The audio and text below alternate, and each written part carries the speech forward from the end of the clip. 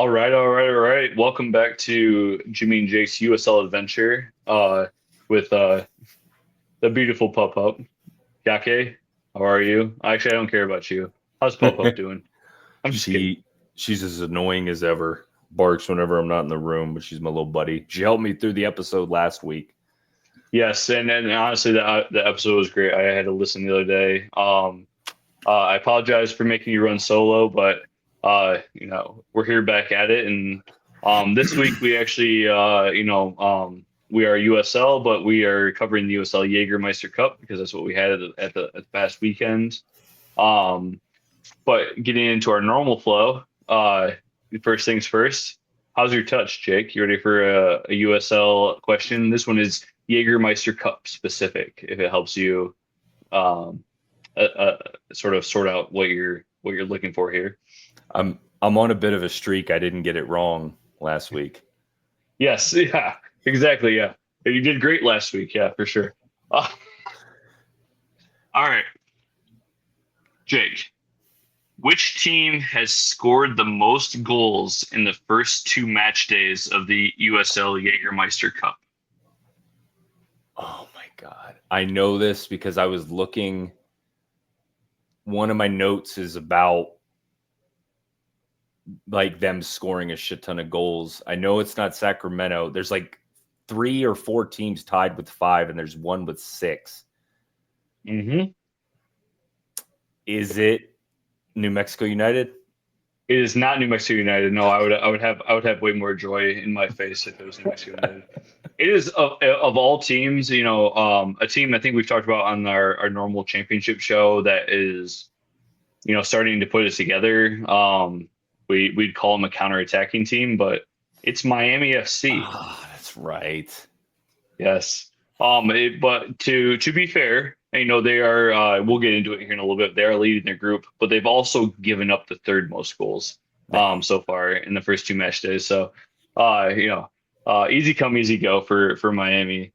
But honestly, we have a lot of games to cover within the USL Jägermeister Cup. Lots of maybe some cup sets that we're going to talk about here. So let's get right into the action.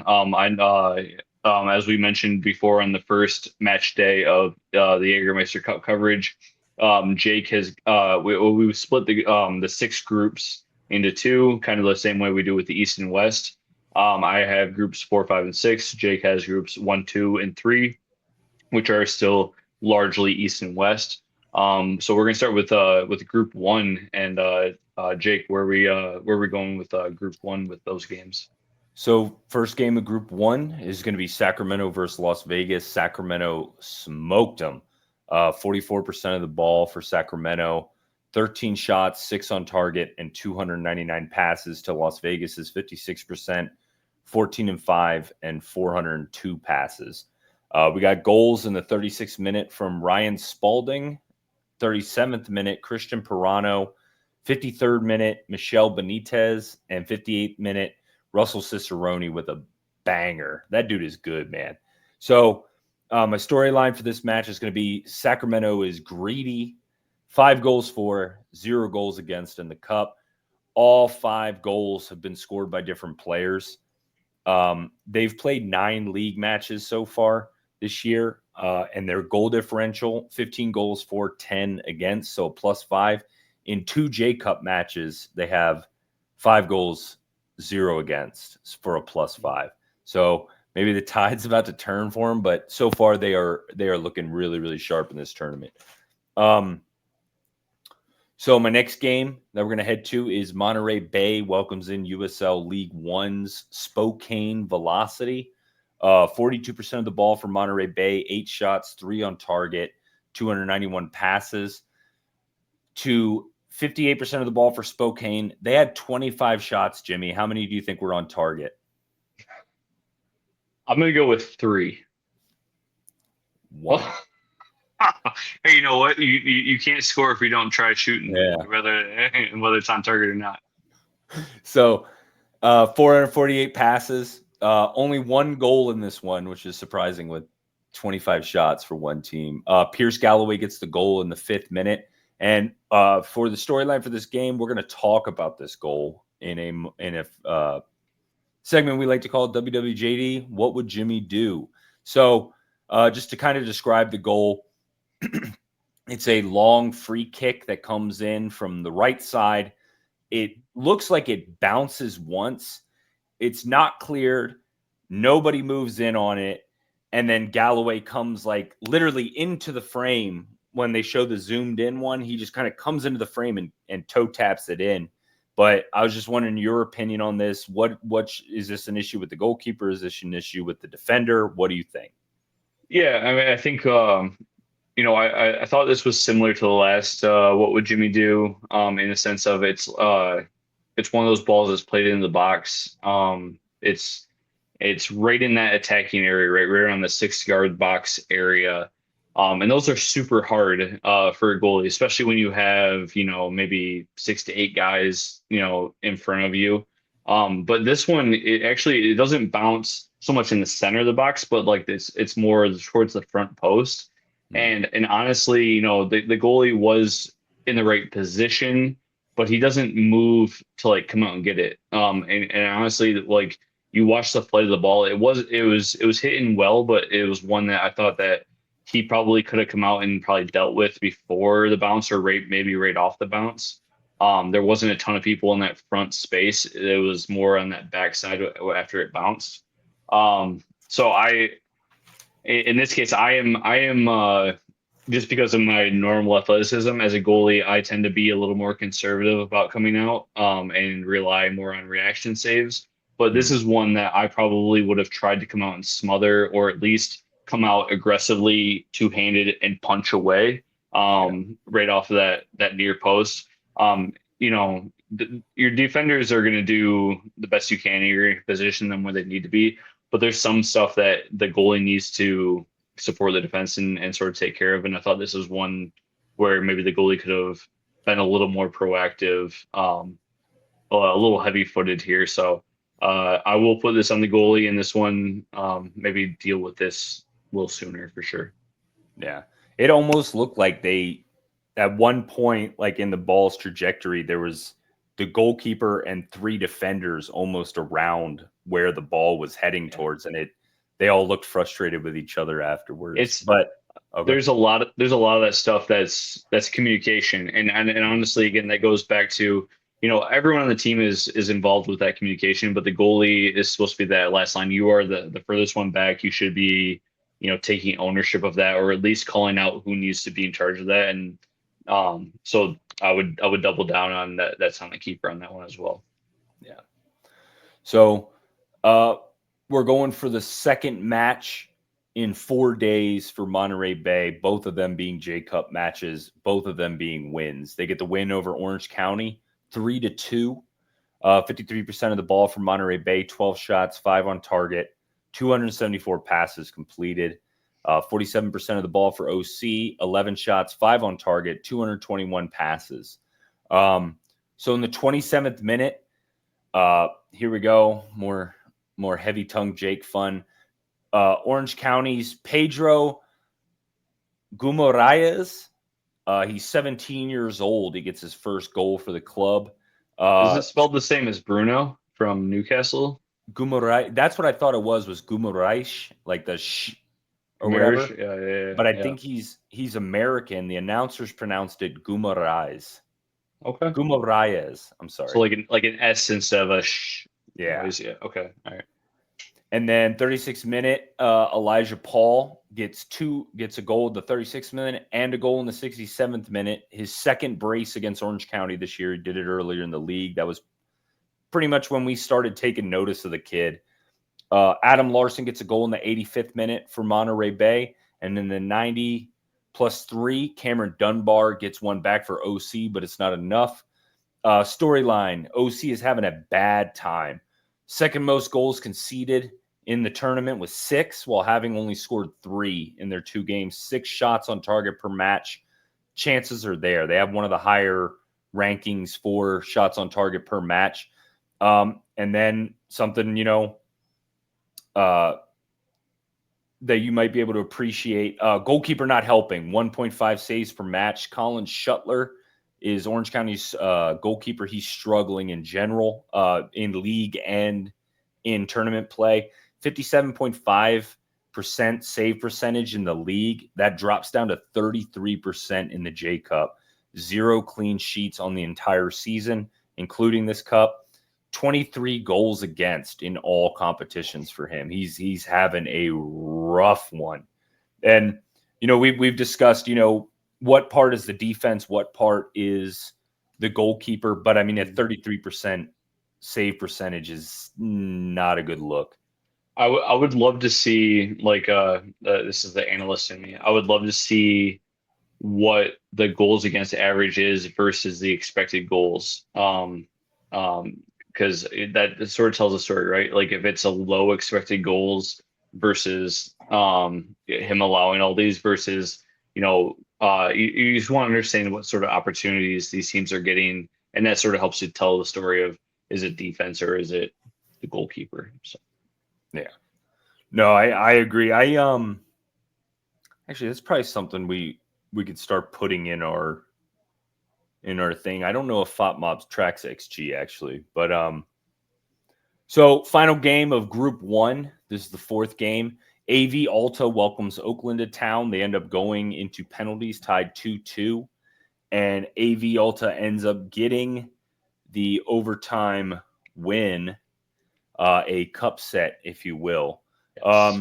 So we got goal 60% of the ball for AV Alta, 15 shots, 7 on target, 472 passes. 40% of the ball for Oakland, 13-4, and 277 passes. So starting the goals off, 57th minute, AV Alta gets a goal, Sebastian Cruz. In the 62nd minute, AV Alta's goalkeeper, Carlos Aviles, is credited with an own goal. Not quite sure about that one. It goes off his glove into the goal, but I think it was on target otherwise. So it's a little unfair to the guy who was shooting the ball. But 63rd minute, Peter Wilson gets a goal. And then in the 90th minute, +5 at the death, Mabomu Alasane gets the tying goal, and we head straight to penalties, where AV Alta goes on to win. So the storyline for this one isn't really a storyline. It's just I want to talk about AV Alta because they're just kind of fascinating to me. They were technically started in 2023, but began playing this season. AV was something I wondered about. AV stands for Antelope Valley. That's the western tip of the Mojave. And Alta is a nod to the high desert as well as Alta, California, which is the original territory name for that area before California statehood. Their stadium, which I have gushed about in the past, Yes, is called Lancaster Municipal Stadium, aka the Hangar.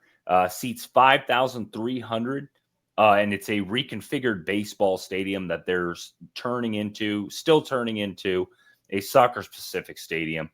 And out front, my favorite feature, there is a NASA FA-18 Hornet mounted at the entrance. So as you're walking in, you see the airplane sitting right there. So that's the type of lower league shit I love. Good for them with this win. I'm a big fan of what they're doing out there. And as you'll see later on with some of my other storylines where I talk about things, one of the things that really irritates me in sports is like big market bias. There's a lot of talk about like this year's NBA finals, like, oh, it's not going to be good. I mean, if you like the sport, you like the sport. Like in this case, Indiana versus OKC has potential to be one of the best series we've seen in a long time. But like this team plays in Lancaster, California. Like I guess that my California friends correct me if I'm wrong, but it's like the Inland Empire. It's not Los Angeles. I think it's LA County still, like the very outermost edge of it, but it's not Los Angeles. It's not even Anaheim. It's not, San Francisco. Like it's a place at the tip of the Mojave, and they fucking love soccer, and they got a cool ass team. So that's the type of shit I like. Absolutely. Oh, no, great stuff. All right. So from Group Oh, One, oh, sorry. Go ahead. real quick, I'm going to run over the standings real quick. Oh yeah. Yep. I'm sorry. Yep. Forgot to do that. So in first place, you got Sacramento Republic with 2 wins out of 2, with a +5 goal differential. Mm. So they are way out ahead of this in this league, despite, well, Monterey Bay is undefeated as well, getting those 2 wins in less than 4 days, but they only have a +2 goal differential with 4 Well, goals scored total. I do want to note that it's not the first tiebreaker is not score differential, it's goals scored. So Yeah. that yeah, yep. So 4 goals. So they are closer than it would seem, 1 goal ahead. Las Vegas Lights is in third place. They've actually played 3 matches, 2 wins, 1 loss, 5 goals scored. Fourth place, Spokane Velocity, 2 games, 1 win, 1 loss, 2 goals scored. AV Alta in fifth, 3 games, 1 draw, 2 losses, 3 goals scored. Oakland Roots in sixth, 2 games, 1 loss, 1 tie, 3 goals scored. Orange County brings up the rear, 2 games, 2 losses, only 3 goals scored. I mean, yeah, certainly, you know, anyway, I digress. No, thank you for Group One. Let's go to Group Four. So going back to the East Coast here, first game I'm gonna cover is Westchester versus Hartford. Westchester, oh man, they were on the verge of potentially pulling off a cup set, taking it 2-2 all the way into close to stoppage time. So the headline here for me is Dieng kills Westchester's cup set hopes. Hartford wins 3-2 at Westchester. Uh, Westchester gets gets 2 goals from Obregon Jr. Both of them PKs in the 24th minute, 56th minute. And then for Hartford, Kiriega gets a goal in the 51st minute and the 75th minute. And then, as I mentioned, Dieng in the 88th minute to crush Westchester's hopes. You know, for them at Hartford, they enjoy the win, but um, for Westchester, it hurts, right? They like just in a lot of these cases, right? Sometimes just getting to overtime is so important because you get that point. And Westchester's robbed of that at the death here, so hard done for them. Second game from Group Four that I'm going to cover is Pittsburgh Riverhounds versus Rhode Island, and I'm going to spend about 10 seconds on this game because it was not fun to watch. But Rhode Island gets a 1-0 win. Headline here is Rhode Island avenges their USL championship loss from 7 days earlier. So like earlier in the actual league, Pittsburgh had beaten Rhode Island 1-0, surprisingly. Um, but for Rhode Island to get the win here, Quizera gets a goal in the 19th minute. Um, I How much longer can we stand to watch Bob Lilly? You've taken Augustine Williams, who is one of the best scorers in USL Championship history, and turned him into a eunuch. He can't score. Um, I digress. The last game, and I've been waiting on this one um, because it hurts. It is one of the 2 cup sets, if you will, from the groups that I covered this week. It is the beautifully jerseyed and gorgeous home stadium of Portland Hearts of Pine versus Detroit City FC. Portland 4-2 win here. The stats, if you look at them, I think Detroit was like over 60% possession. They had far more shots. I think that in total, Portland keeper, I can't remember his name, had over like 7 saves. They won. They did everything they needed to. They had a goal in the 5th minute to get started. Another one from Liadi. Wright gets a goal in the 28th minute. And then they get goals in the second half from Varela in the 79th minute and Mohammed in the 85th minute. For Detroit City, never really in it. They got a goal from Guenzati in the 52nd minute to make it 2-1. And then they went down 3-1, and Smith scored in the 81st minute to make it 4-2. So, I mean, just statistically they didn't dominate, but they were at home. They did their job. They scored the goals when they needed to. hats off to them. My headline is, and I got a couple puns in my headlines this week, so you gotta help me out here. But Portland shows heart at home in beating DCFC is the headline for this one. So looking at the standings from Group 4, Rhode Island, even with uh, Rhode Island's on top. I'm not sure how. I have to go back and look at that.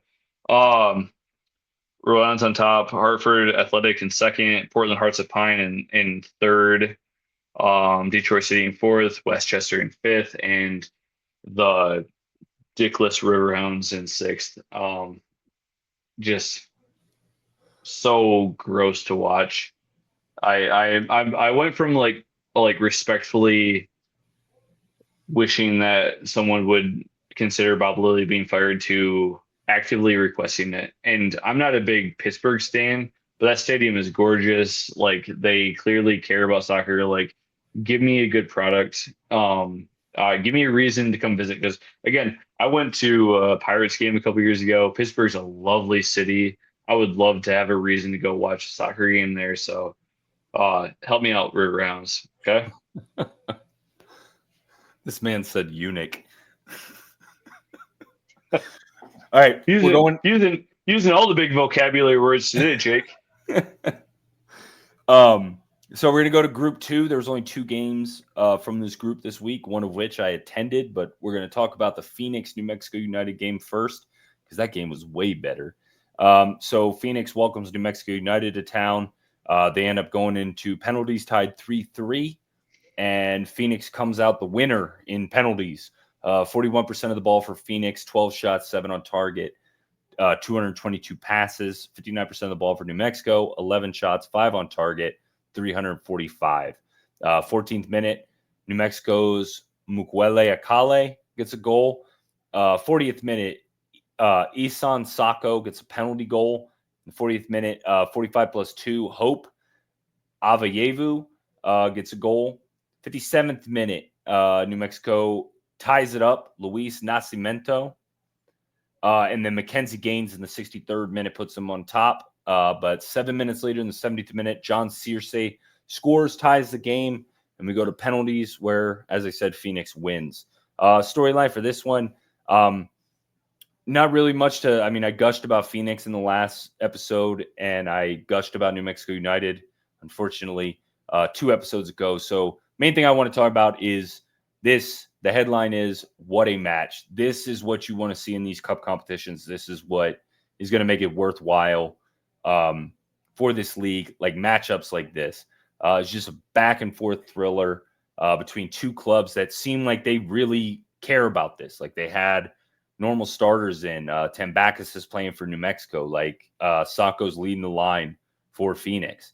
Like these clubs care about this tournament because like this is something that you can brag about. Your fans can brag about.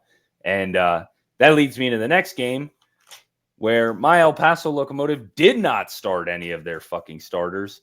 So El Paso goes on to lose this one 0-1 to Colorado Switchbacks.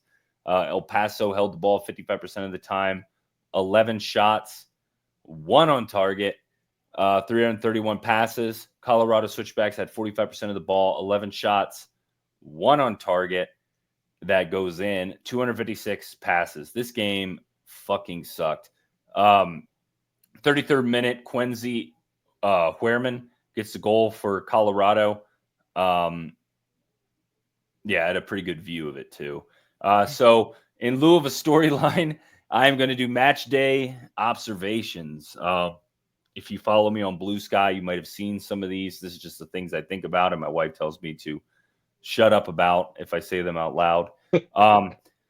So this game, they paid tribute to the El Paso Patriots. I believe they were the 1993 U.S. Open Cup runners-up. Pretty storied history. Unfortunately, they couldn't survive the soccer wars of the 90s. My first observation is I love the Patriots being honored. To see all those guys out there smiling together again, like that's a really, really cool feeling. Kind of honoring soccer in the U.S.'s dark ages and the guys who struggled through it and led us to the point of where we are now. The thing I hate, though, is instead of just releasing the kits, which I gladly would have paid for, El Paso Locomotive did an auction for game worn warm up shirts, and then they also sold, I think, like two 2XLs and two 3XLs, and the bidding started at $150 a pop, even for the ones that weren't game worn that they were just selling. So, shout out to a friend of mine, Brian Johns. He actually called the club out on Instagram saying, I got sniped at the very last second for that one of the jerseys, and I wasn't able to get one. You could have sold those things out. People were hungry for that, especially like the people who have lived in El Paso their whole life, like people my age. My brother-in-law, who I play soccer with, he would go to the games as a young person, and that's where he met a lot of his friends. And he talked about how it was a really good time. Another observation that I made, this one, in fact, my wife told me to shut up a couple times. It started because I saw a little girl who I'm not mad at because she's a little girl, but she was in a full Ronaldo Portugal kit, like socks, shorts, jersey, and then you see PSG shirts, you see Manchester United shirts. There's a lot of Ronaldo gear. I saw an Al Nazir Ronaldo shirt and stuff like that. And it's go to the shop and buy some merch. The kits are cheaper than they've been in years. Like last year was like $120 for a kit, and I got mine this year for $88. So before taxes, excuse me. Sure. Go buy some fucking merch, or do the European thing. Like you see a lot of people that are like super fans of these clubs, and they're wearing just like regular street clothes to these games because they're at the game, they're supporting. Like it's just weird to me, man. Like maybe I'm just being an oddball, but yeah, like no reason for you and your girlfriend to be wearing matching PSG kits to a fucking USL championship game. Go buy some merch. And then leading back to the El Paso not playing their starters, Frank Lopez is on the same path as the F-35 in terms that he is a tremendous fucking waste of money. I don't know what that dude is doing on the club. He is what I thought Andy Cabrera was. Like, this guy is bad. He was Miami's leading scorer, but that's because Miami had no one else to score goals. So, he had some fucking howlers. We should have been up 2-1 off of goals that he had opportunities on. He's not good. If your wife asks you to take selfies, just take a fucking selfie. Yes. It's there, especially during that game, there wasn't shit going on, man. I'm gonna take a selfie with my wife. Second to last one, beer is too expensive. Knock it off. Why am I gonna pay $18 for a beer? Ridiculous.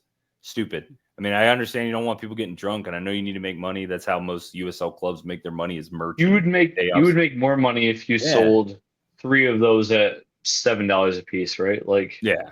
And so would the vendor who has to peddle them to you, like because you're gonna tip him most of the time. But anyway. Yeah, and I'm tipping 20% on every single one too, because those guys are dealing with some assholes out there too. Sure. So my final observation for the match, and it's something I've gone with before, and I'm sure people around here don't want to hear from a white guy, but stop with the fucking chant. Like, and to eighth notch, change it from Chuco. It's too fucking close. Even if you guys are saying Chuco, they think we're saying something else. And I hear around the park people saying the other word. And I've had discussions before, and I understand like the literal translation is like manho or whatever, but you're not calling the fucking opposing goalkeeper a manho. You're calling him a homophobic slur.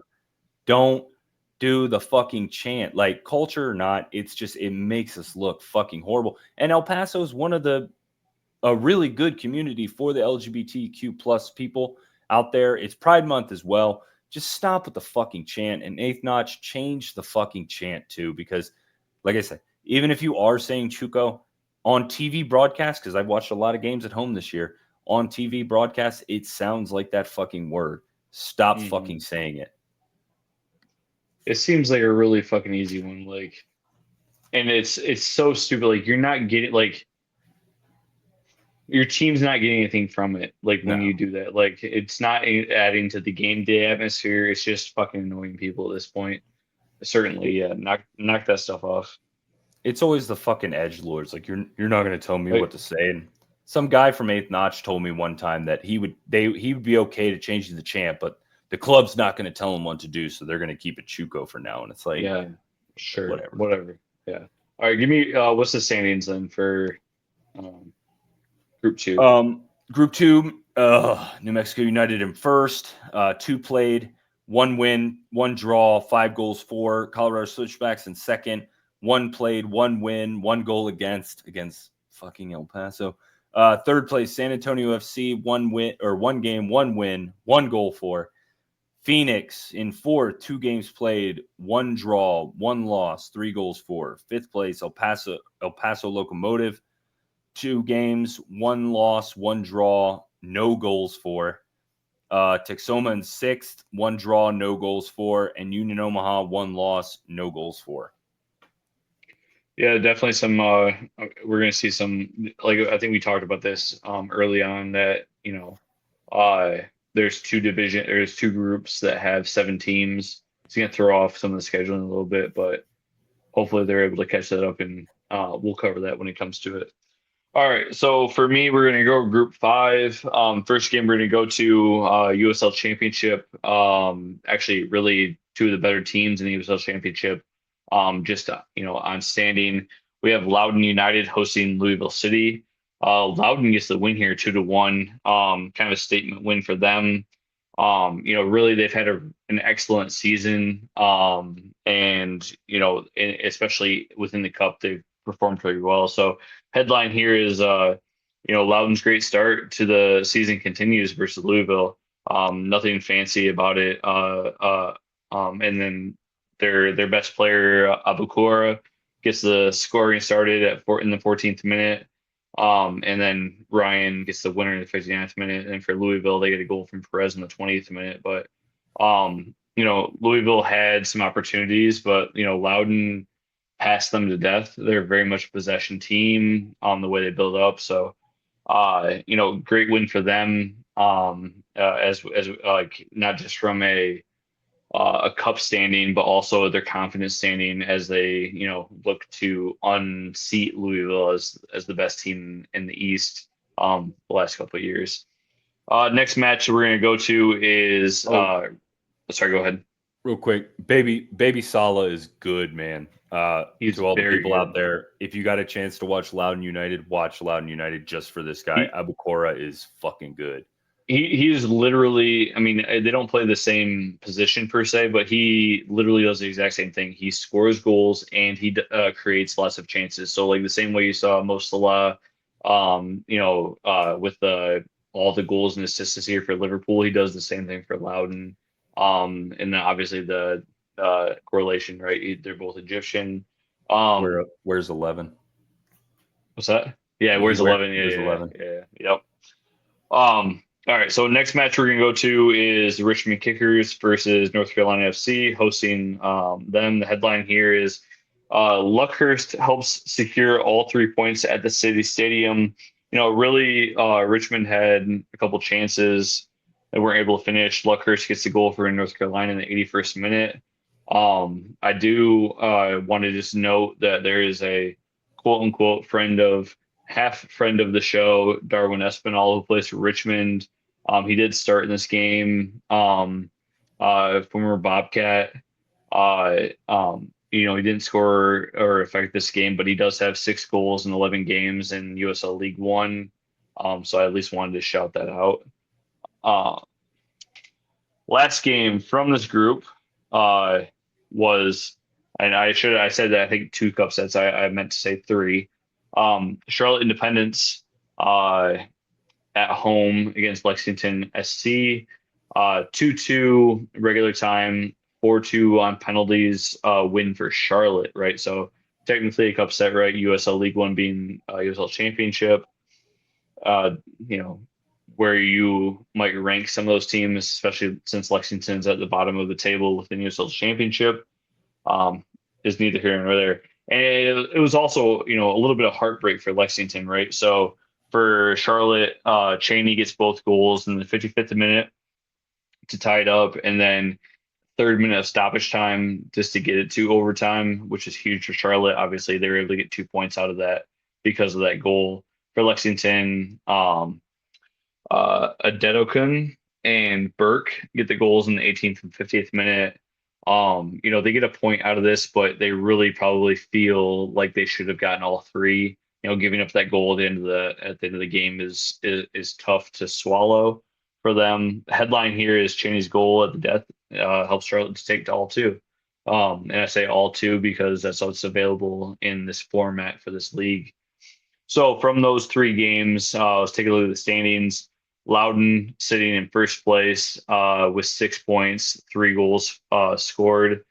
Charlotte in second place, good on them. 5 points, 4 goals scored. Louisville only on 3 points after the loss, but they've scored 5 goals, the most in the division. North Carolina also on 3 points, but only 2 goals scored.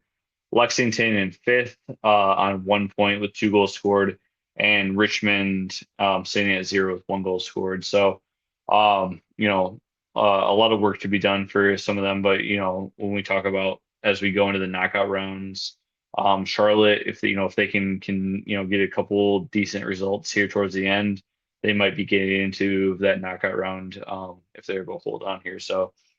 You always love seeing the lower division teams sort of challenge their superiors, especially as we talk about growing USL into a pro rel in the future. So I am like a card carrying member of the Darwin Espinal fan club. yes, I've watched that dude do some of the most insane things I've ever seen in Nisa. That guy's so good.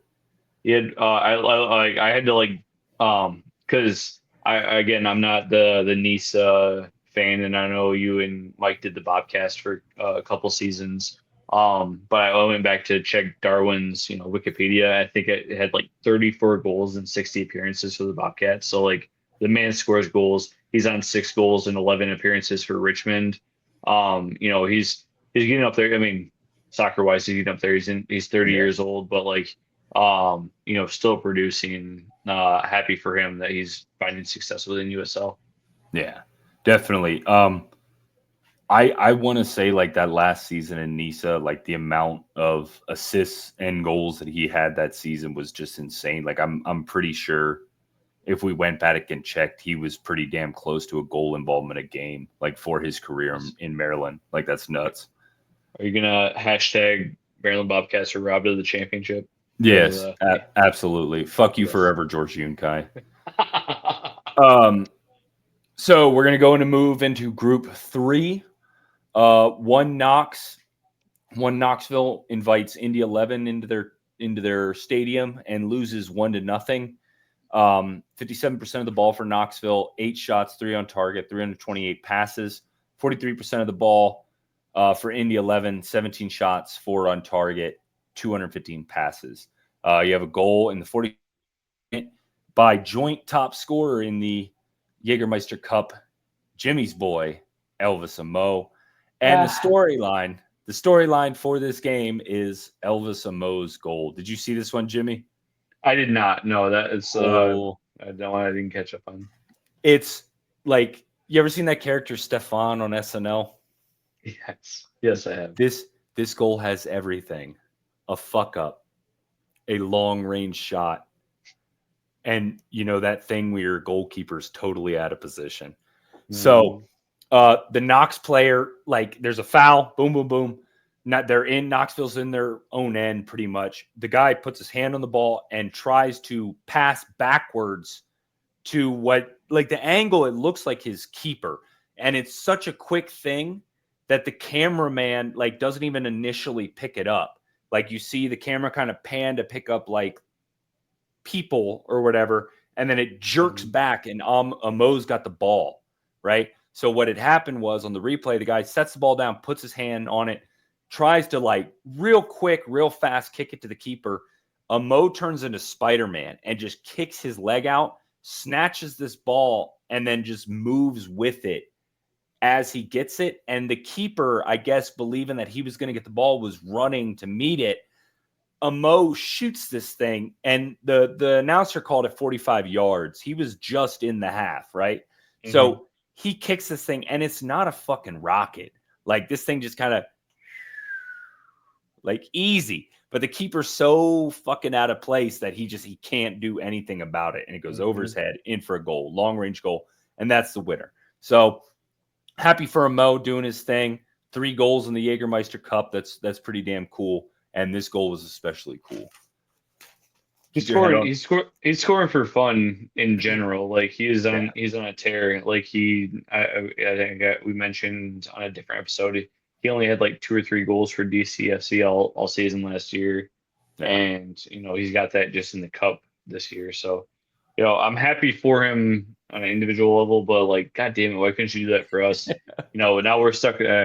Well, I mean, to be fair, Guenzati scored. I know he played with Indy last year, but like, and he scored lots of goals in his career. But I'll take on form Elvis Mo versus old man Guenzati right now. So anyway, I mean, can you imagine if Memphis was still around? They missed out on making him the star player. That would have been huge. They really did. I still have somewhere in the basement. I have a Memphis 901 koozie from when my wife and I were in Memphis. We were there for just like a trip, and I dragged her on a Sunday morning to this little bar that said that they were a soccer bar, and it was just a couple of us, and we sat down like for drinks and breakfast, and they're like, "Oh, you guys like soccer?" We're like, "Yeah," and they're like, "Absolutely." And he's like, "Oh, we got all this Memphis swag," and threw me like a koozie and like a towel and some other stuff. Oh, hell yeah. So I still have the koozie somewhere, and once I pull it out of storage, I will put it somewhere in a more of a place of honor, considering they are gone for forever. That's just part of the soccer landscape in the United States. Yeah, it's such a bummer. What's my name? Oh, okay. So yeah, we're heading to Tulsa. Tulsa welcomes Birmingham to town. They do not score 2 goals. They do not win. They end up losing this game 1-2 to Birmingham. 52% of the ball for Tulsa. 27 shots, 3 on target. 272 passes. 48% of the ball for Birmingham. 8 shots, 3 on target. 257 passes. So 59th minute, Ronaldo Damas gets a penalty goal. 62nd minute, Tulsa's Khalil El Medkar gets a goal back. And in the 68th minute, Sebastian Tregarthen gets the winning goal. So the storyline, this tournament wasn't made for Tulsa. I've covered in past episodes about how much I love Tulsa, especially last episode, getting into their tactics. I really, really appreciate them as a solid defensive team that's able to counterattack. But this tournament isn't made for them. The goal is to score goals. You have to score goals, and they're just not going to get you more than 2 unless they're playing Las Vegas, I believe. But yeah, Tulsa's not a high-scoring team, and they have the potential to, if things get out of hand, things get out of hand. So, yeah, it's a bummer for them. But like I said, I don't think until this tournament format changes, I don't know how well Tulsa's going to do in its current form. And that can. Oh no, wait, never mind. Standings. I got one more. Game. Oh yeah, right. yeah, I forgot. Yeah.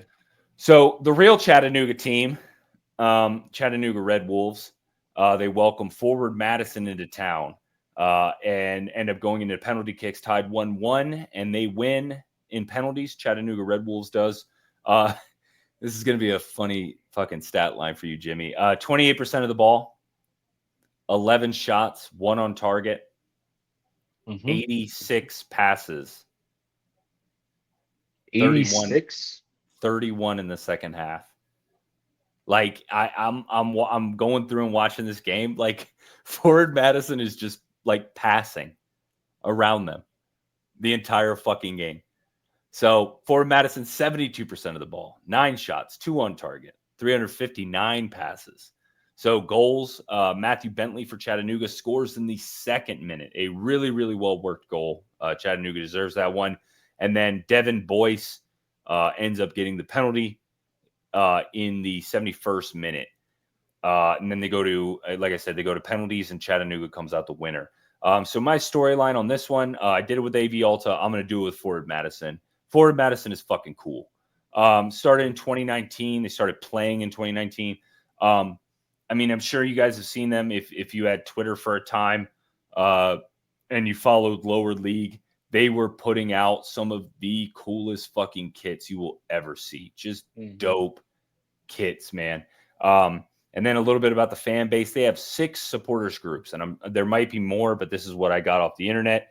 So they have the Flock, which is the main SG, La Barra 608, which is a Latino supporters group, Forward Union, which is a supporters group based to complete community service jobs, Featherstone Flamingos, which is a Black culture supporters group, the Access Mingos. It's the first supporters group in America that was made for people with disabilities to make sure, they're able to get into the games and view the games in a safe way.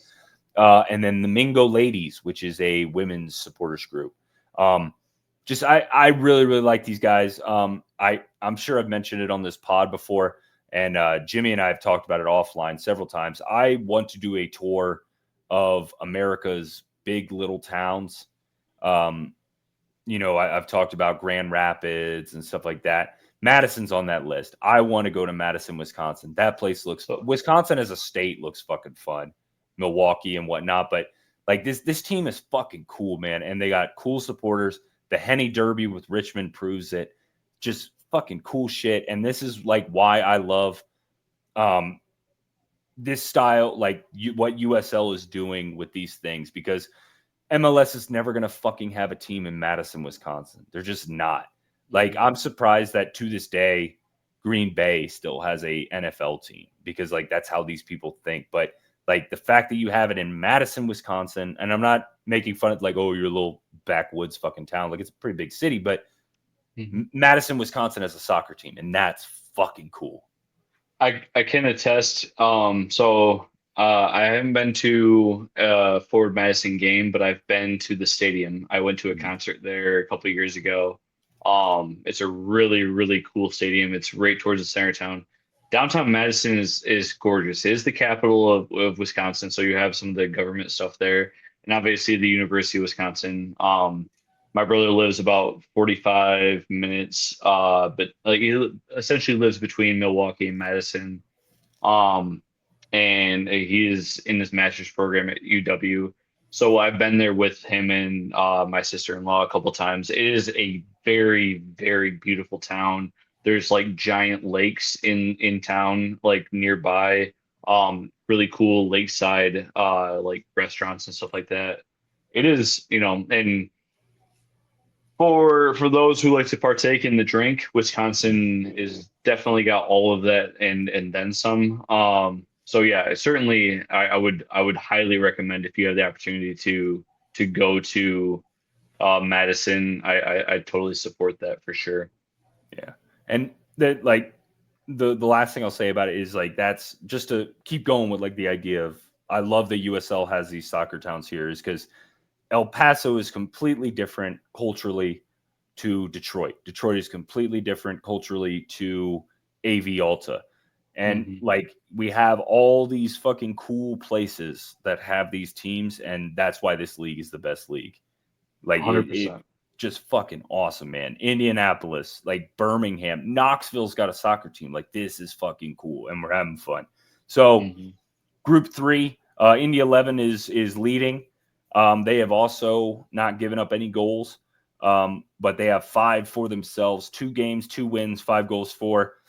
Second place, Birmingham, 2 games, 2 wins, 5 goals for. Knoxville, 2 games, 1 draw, 1 loss, 2 goals for. Chattanooga, 2 games, 1 draw, 1 loss, 2 goals for. FC Tulsa, exact same, one draw, 1 loss, 3 goals for. Forward Madison, 1 draw, 1 loss, 1 goal for. So, pretty close in that one. Birmingham and Indy 11 are probably going to be fighting for that number 1 spot, and the loser of that is more than likely destined for number 2 and into the next round probably as well. For sure. All right, so last group here, group six. Um, for me, I was gonna start with a different game, but I'm gonna go to this one because you mentioned a stat that I made me giggle. So you said 28% possession for yeah. Um, the game I'm gonna start with is my third cup set. It is Charleston versus Greenville. Greenville on the road at Charleston gets the win here 1-0. My headline here is Charleston continues to be Jekyll and Hyde routine and another USL League One loss. So they are arguably, I mean, not even arguably, they are the hottest team in the USL Championship. I don't think they've lost since March. They score for fun. They dominate their opponents. But when it comes to the cup, they're now 0-2, and both of those losses have come to USL League One clubs. They lost week one against FC Naples, and now they lost at home to Greenville.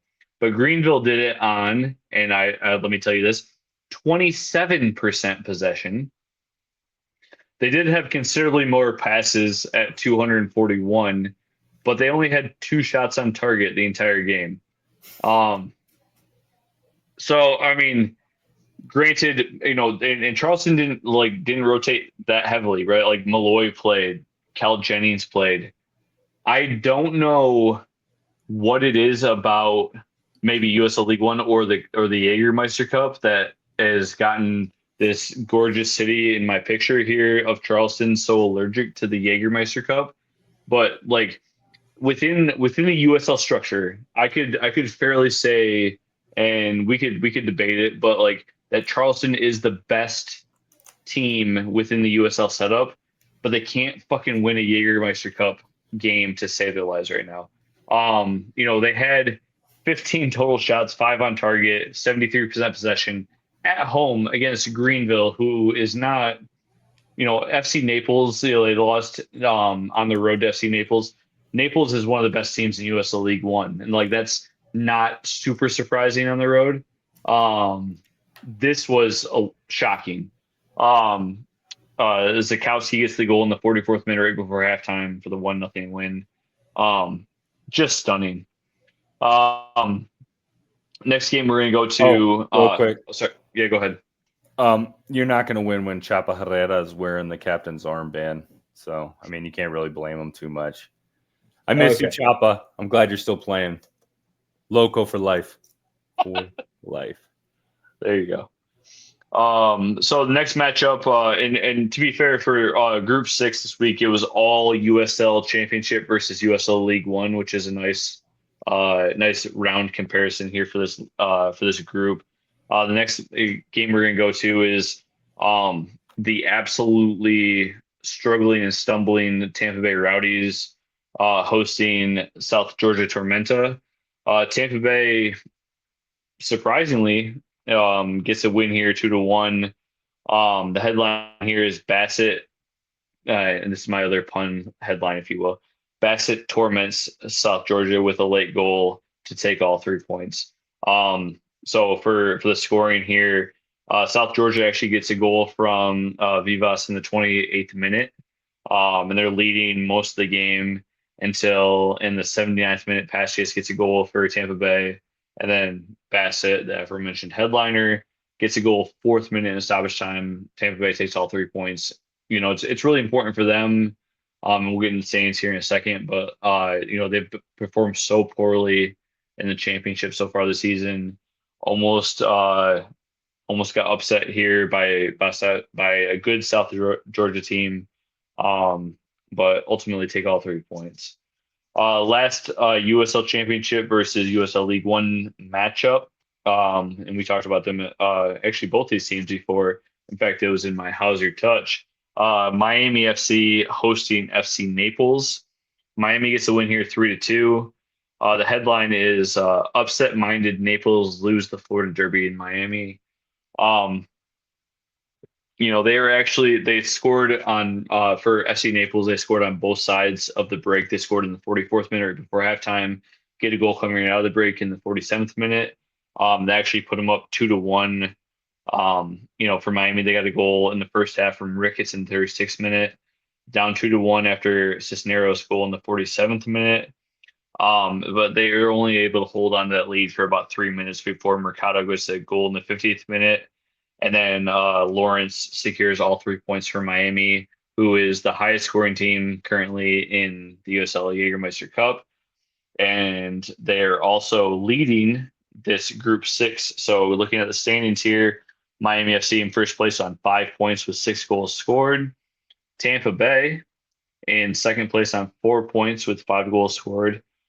South Georgia and FC Naples. I have to go back and look at the tie break because they are literally exactly the same. They are both 3 points, 3 goals for 3 goals against. So 0 goal differential. I can't remember the next tie break is after that. I know they have like 5 or 6 that stretch out. So that's 3 and 4. Greenville on 3 points as well, but only 2 goals scored. And in sixth place, in a team in a group with 3 USL League One teams, the Charleston Battery in last place with 0 points and 0 goals scored. Oof. Rough. Man. What a weekend, though. I mean, I don't like that Detroit City was part of the cup set conversation here. Hats off to Portland though. That the atmosphere in that game was awesome. Their attendance was awesome. I'm excited about what they're building as far as what it means for USL as a whole. I just don't want it against my team per se. Mm-hmm. But certainly I think that this you're starting to see some cool trends within this cup. I think that some of the teams, I know you mentioned that El Paso rotated. There was a lot of the teams, including Charleston, who lost, that decided like, hey, we the first week we rotated. This game week we're gonna play our starters, and it still didn't help them by any means. You're seeing some teams like Loudon who are uh, you know, surprising within the championship, but also, continuing that success within the cup. That's fun to watch. So, the cups have been, amazing so far. I think that expanding it to the championship this year is it's been excellent. I can't wait to see what this cup looks like, and I hope that can keep calling the Jägermeister Cup, but whatever we call this cup going forward, especially once we get into a D1 league within the USL structure, I think it's going to be really cool. I love the US Open Cup, and I don't want that to go away. I think Mm-hmm. that the US Open Cup, like if we're talking about equivalencies, right? Like Yeah. within, we'd love both of us love the English Premier League. I think that this cup is essentially the Carabao Cup, if you Yeah. will. And there is value to that, and there is respect and honor within doing that. So I'm excited to see where this continues to grow over the next couple of years, and really, and that's future state. This year has been fun. There's already been a ton of cup sets. You're seeing some of these fun competitive games. So I'm excited for how this continues. I'm I like the name Jägermeister, but like in the way that it is our Carabao Cup, I have to look up every year what the fuck Carabao is. It's like an energy drink. We should go like It's something it's completely a Red Bull. American. Yeah, but like we should go completely American so that the Europeans are like the what? Like we do like the Pabst Blue Ribbon USL Cup or something. Yeah, I mean, I wish it was the Pabst Blue Ribbon Cup. I would go with I would do the Hams Cup. Yeah, Yeah, that would be fun. National Bohemian, Yeah, the old Milwaukee Cup. yes. Oh man, I don't get me started on Milwaukee. I wanted that I don't know where they're at. It's been radio silence for almost 2 years, right? And we've talked about some of the expansion teams. Milwaukee is supposed to be having a USL Championship expansion team. And they had lots of really cool stuff that they were promoting, and it's been radio silent. So this league is still it's still fun in the stability that it's grown over the couple of years. Obviously with any of these lower level teams, lower level leagues, there's been volatility, and there's still some of that within there. My rant was going to be about an article I read on Substack, and I apologize because I can't remember the author's name, but they were talking about correlating the gentleman who owns the Tampa Bay Rays and their fiasco with their stadium and everything else is the same gentleman who owns the Tampa Bay Rowdies. Ooh. And also found out that he doesn't actually own Al Lang Stadium within Tampa Bay, and their lease is up at the end of this year, to which Tampa Bay, St. Petersburg has zero interest in renewing. They actually already released plans to demolish the stadium and put in new structure there. Oh. So I like, and his article was about, MLB is getting ready to take away the Tampa Bay Rays from him as an ownership group, forcing him to sell. I think USL should. I agree very much with this guy's point about forcing this guy to sell the USL Rowdies as well, because for as much as they're struggling right now as a team, the Rowdies are as close as the USL gets to soccer legacy within this country. They were originally an NSAL team. And I know they started as FC Tampa Bay for a season when they came back. I've mentioned that in some of our stats before, but like that club deserves to have an owner that cares, that can put a stadium in place that makes sense for them.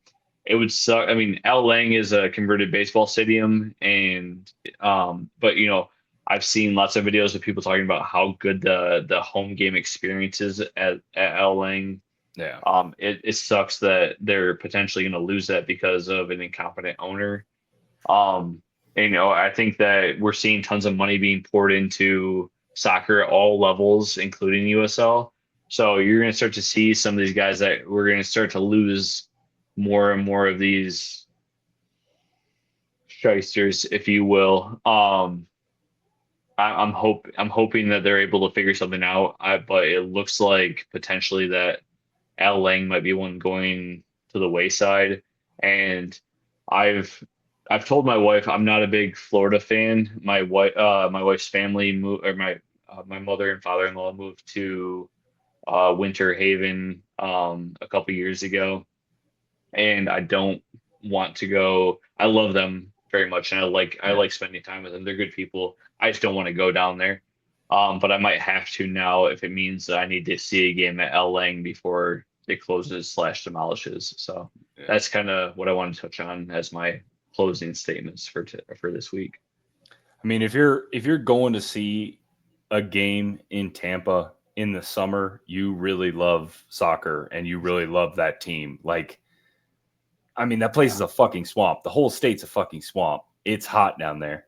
So I guess we could wrap up real quick with a, hey, we play too. I'm sure the part that everybody cares about. Jimmy and That's I right. playing soccer.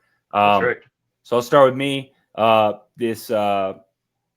Starting on Friday night, I went and played pickup. I've been playing as a goalkeeper. I got fucking dunked on. It was not a good game for me.